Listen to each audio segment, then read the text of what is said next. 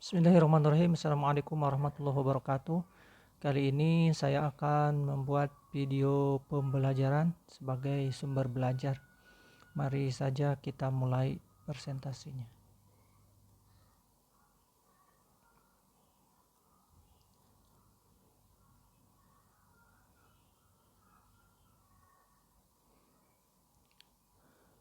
Anak-anakku sekalian, kali ini kita akan mempelajari tentang Fathu Makkah. Apa itu Fathu Makkah?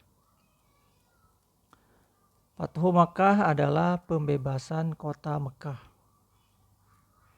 atau memerdekakan kota Mekah.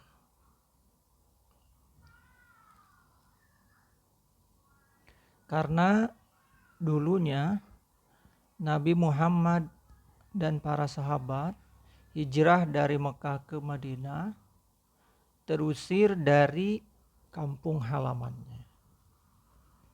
Dan ketika terusir dari kampung halaman, maka kita akan memiliki cita-cita untuk kembali ke halaman kita, kembali ke kampung kita, ke tempat kita, tempat kelahiran kita.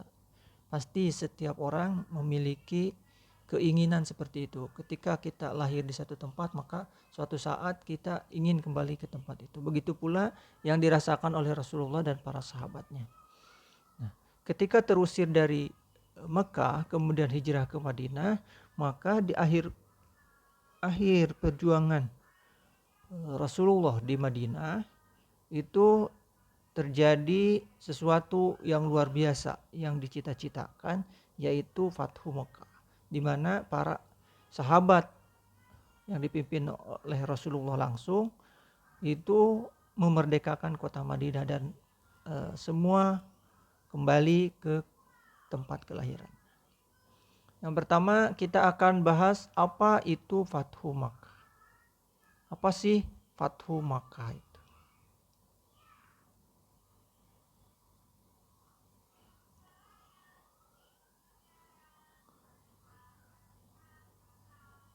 Fathu Makkah adalah pembebasan Mekah atau kota Mekah, dalam bahasa Arabnya Fathu Makkah. Merupakan peristiwa yang terjadi pada tahun 630 Masehi, tepatnya pada tanggal 10 Ramadan tahun ke-8 Hijriah, di mana Nabi Muhammad beserta 10.000 pasukan bergerak dari Madinah menuju Mekah dan kemudian menguasai Mekah secara keseluruhan tanpa pertumpahan darah sedikit pun, sekaligus menghancurkan berhala yang ditempatkan di dalam dan sekitaran Ka'bah. Itu adalah definisi Fathu Mekah. Jadi pembebasan kota Mekah oleh Nabi Muhammad dan 10.000 pasukan yang bergerak dari Madinah menuju kota Mekah. Dan setelah itu kota Mekah disterilkan dari patung-patung berhala. Tidak terjadi pertumpahan darah karena tidak ada perlawanan dari orang-orang Mekah sendiri. Mereka tidak mengetahui akan adanya pergerakan 10.000 pasukan yang dipimpin oleh Rasulullah dari Mekah ke Madinah. Itu adalah definisi daripada Fathu Mekah. Adapun ketika kita kaitkan dengan Al-Quran, Fathu Mekah itu dijelaskan di dalam surat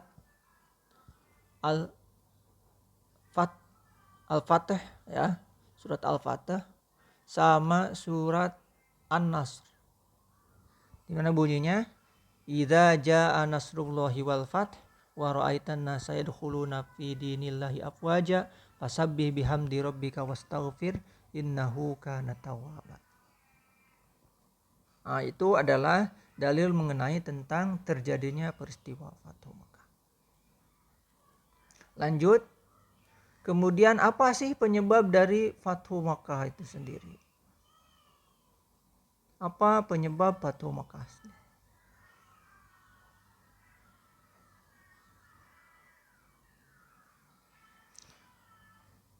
Adapun sebab-sebab terjadinya Fathu Makkah antara lain, 1. Kaum kafir Quraisy melanggar salah satu perjanjian Hudaibiyah. Nanti kita akan bahas mengenai tentang perjanjian Hudaibiyah. Ada perjanjian yang dilanggar. Karena sebelum terjadi Fathu Mekah itu terjadi sebuah peristiwa yang besar juga.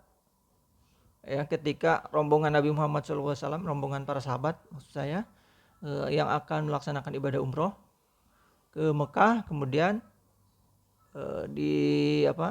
dijegal oleh orang-orang Mekah, kemudian terjadilah perjanjian Hudaibiyah. Kemudian kota Mekah merupakan pusat keagamaan bangsa Arab karena di sana terdapat Ka'bah yang setiap tahun dikunjungi oleh seluruh suku Arab untuk melaksanakan ibadah haji. Suku Quraisy adalah kaum Nabi Muhammad SAW. Dengan menguasai dan mengislamkan suku ini, maka beliau akan mendapatkan dukungan yang besar karena pengaruh serta kekuasaan suku Quraisy di Jazirah Arab. Nah, jadi sebab-sebab terjadinya Fathu Makkah ini, yang pertama adanya pelanggaran terhadap perjanjian Hudaibiyah. Yang kedua, kenapa harus terjadi Fathu Makkah? Karena Mekah ini memang harus dikuasai. Di samping mereka suka berbuat ulah, orang-orang kafir Quraisy itu suka membuat ulah kepada orang-orang Madinah, sehingga Mekah itu harus disterilkan sehingga tidak ada lagi gangguan kepada orang-orang Madinah, kepada Nabi Muhammad dan sahabat-sahabatnya. Yang ketiga adalah bahwasanya kota Mekah ini merupakan kota yang sangat strategis, di mana di sana selalu dilaksanakan ibadah haji setiap tahunnya, dan haji itu merupakan sebuah ibadah di dalam Islam. Jadi orang Islam harus bisa menguasai Mekah kalau mau ibadah haji. Kalau enggak ya akan diganggu oleh orang-orang Mekah. Sehingga itulah sebab kenapa harus Fathu Mekah. Kemudian ketika Islam mau menyebar dengan keseluruhan, maka Jazirah Arab khususnya kota Mekah itu harus dikuasai oleh orang-orang Islam. Sehingga itulah yang menyebabkan harus terjadinya Fathu Mekah. Maka karena itu Nabi Muhammad bergerak dari Madinah ke kota Mekah untuk menguasai kota Mekah kembali. Sebelum lanjut apa itu perjanjian Hudaibiyah, mari kita saksikan terlebih dahulu mengenai tentang bagaimana terjadinya Fathu Mekah itu melalui sebuah video yang akan kita tayangkan sama-sama.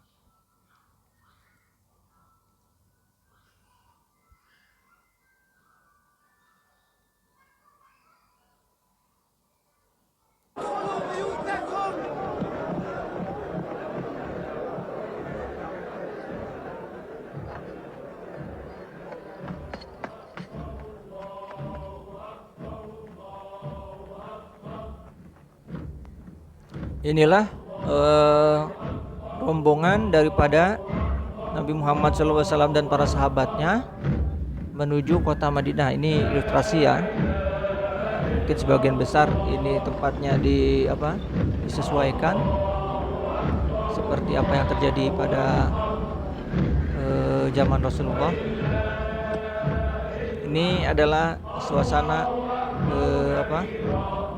ketegangan orang-orang kafir Quraisy Mekah dengan adanya kedatangan Rasulullah dan para sahabat.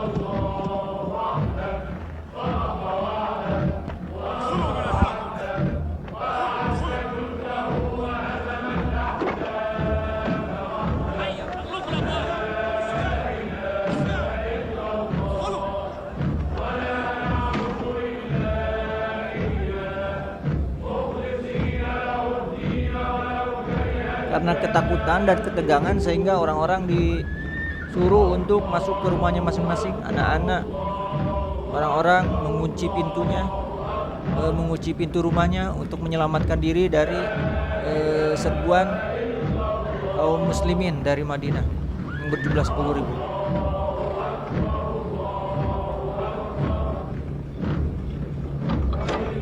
Nah, ini gambar ilustrasi mereka mengunci rumahnya masing-masing.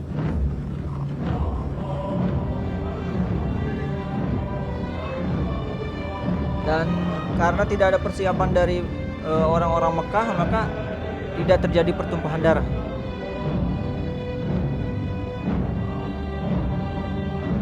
Tapi menurut sumber lain memang ada sedikit pertumpahan darah ya, dari jalur pasukan yang dipimpin oleh Khalid bin Walid itu. Dari Madinah ada pasukan yang beberapa orang yang menyerang dari Mekah ke Madinah, yang terluka dari orang-orang Madinah ataupun orang-orang Mekah karena ada sedikit perlawanan terhadap pasukan Khalid bin Walid. Khalid bin Walid pada waktu itu sudah masuk Islam. Ketika Fatu Mekah, Khalid bin Walid sudah masuk Islam. Jadi berada pada kelompok kaum muslimin yang melakukan serangan dari Madinah.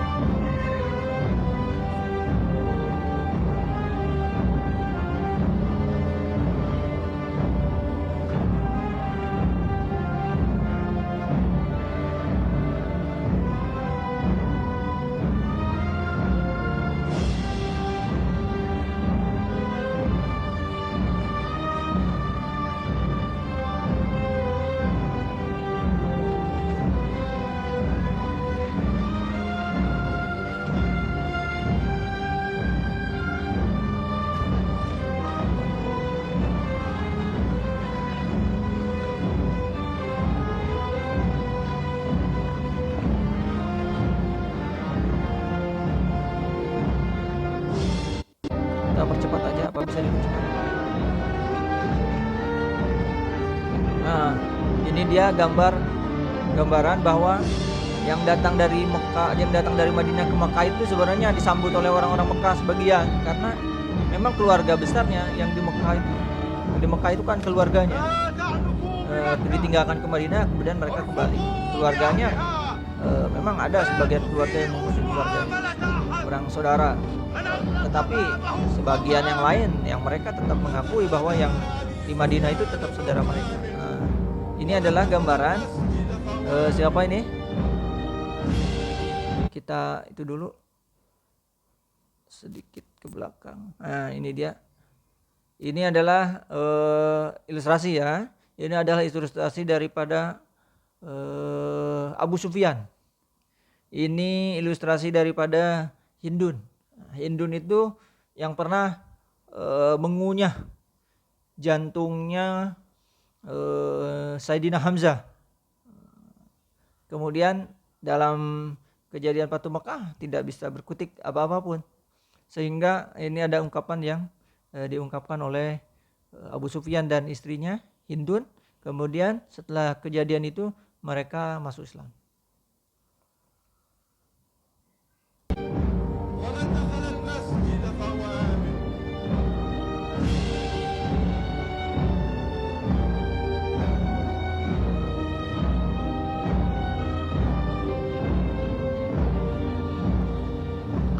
بوعده لم يقتحموا بابا واحدا. إنه يستولي على القلوب لا الجدران، وهذا هو النصر. يؤلمني لقاؤه. يجب النصر للناس يا هند.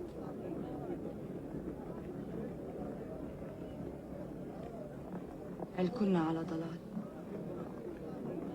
نعم، كنا على ضلال. أخذتنا العزة بالإثم. Abu Sufyan dan Hindun mengakui bahwa dirinya telah tersesat.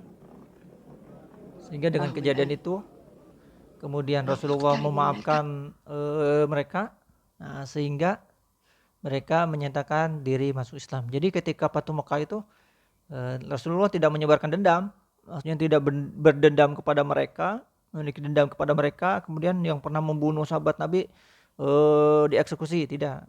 Pada peristiwa Fatu Mekah justru Rasulullah dengan sangat luar biasa tabah, sabar, bahkan setiap kesalahan yang mereka lakukan telah Rasulullah maafkan. Nah, itu adalah peristiwa Fatu Mekah dalam video. Kita lanjutkan presentasinya. Kenapa Fatu Mekah itu terjadi? Tadi karena adanya pelanggaran terhadap perjanjian Hudaibiyah. Apa sih perjanjian Hudaibiyah itu? Nah, kita akan lanjutkan.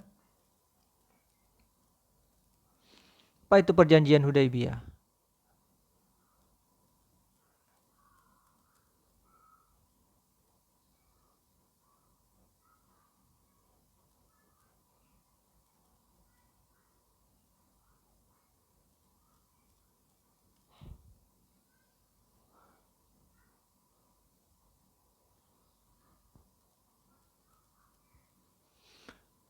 Perjanjian Hudaibiyah adalah sebuah perjanjian yang diadakan di wilayah Hudaibiyah, Mekah, pada Maret 628 Masehi, Zulqa'dah pada tahun 6 Hijriah.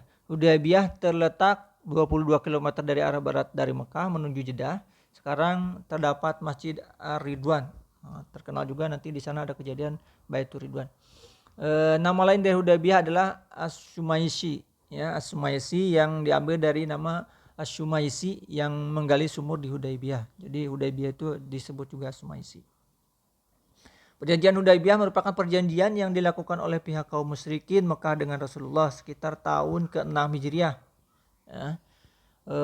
Atau tahun 628 Masehi. Perjanjian ini berlangsung di lembah Hudaibiyah yang tepatnya di pinggiran kota Mekah. Awal mula perjanjian ini karena pada waktu itu rombongan kaum muslimin yang dipimpin oleh Nabi Muhammad SAW akan beribadah umroh. Namun kaum musyrikin yang menghalangi rombongan kaum muslimin yang hendak ke Mekah, sehingga Rasulullah pun mengajak mereka untuk bernegosiasi hingga mengadakan perjanjian damai. Terjadilah perjanjian Hudaibiyah. Kemudian apa sih isi perjanjian Hudaibiyah?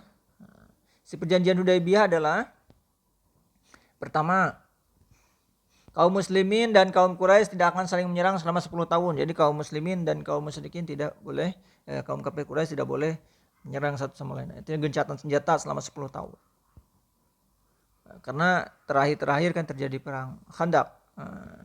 Kemudian setelah itu ada perjanjian. Karena kekuatan Islam udah kuat juga. Kaum muslimin tidak diperkenankan memasuki kota Mekah untuk menunaikan ibadah haji dan umroh tahun ini. Jadi ketika perjalanan umroh pada waktu itu kaum muslimin tidak boleh. Jadi harus balik lagi, balik kanan, kecuali tahun berikutnya. Kemudian ketika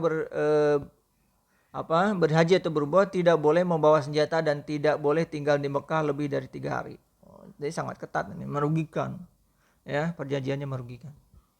Tapi kemudian nomor 3, kaum Quraisy yang melarikan diri dari pihak Quraisy kepada Muhammad bin Abdullah supaya dikembalikan, tetapi kaum muslimin yang datang kepada kaum Quraisy tidak boleh dikembalikan. Jadi ada sedikit kerugian kepada kaum muslimin, ini kerugian yang sangat besar kepada kaum muslimin. Tapi di balik itu justru Rasulullah dan Abu Bakar memiliki pandangan lain. Kenapa? Ini tidak akan berjalan dengan lama. Karena apa?